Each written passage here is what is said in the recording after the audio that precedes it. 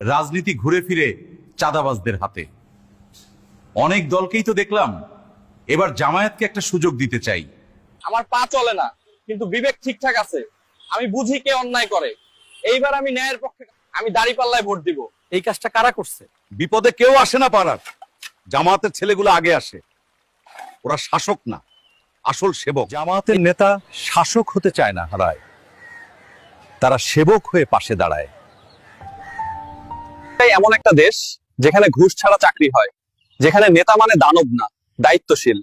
এই কারণেই আমি দাঁড়িপাল্লায় ভোট দিব। আমি চাই ইসলামের বিধান অনুযায়ী সমাজ চলুক, যেখানে অন্যায় চাঁদাবাজি থাকবে না। সেই জন্য আগামী নির্বাচনে দাঁড়িপাল্লায় ভোট দিন ইনশাআল্লাহ। আমার মতো গরিবের কথা কেউ শোনে না ভাই। ওরা শুধু ভোটের সময় আসে আর যায় 5 বছর। এইবার আমি নিজের বিচার নিজেই করছি, জামায়াতের দাঁড়িপাল্লায় ভোট দিব। ঝুঁকি নিয়ে চলি, কারণ সিস্টেমেই নিরাপত্তা নাই। এইবার আমি আর চুপ থাকবো না, আমি দাঁড়িপাল্লায় ভোট দিব। আমার বয়স হয়েছে, কিন্তু চোখে ঠিকই দেখি। এইবার আমি ন্যায়ের পক্ষে, আমি দাঁড়িপাল্লায় ভোট দিব।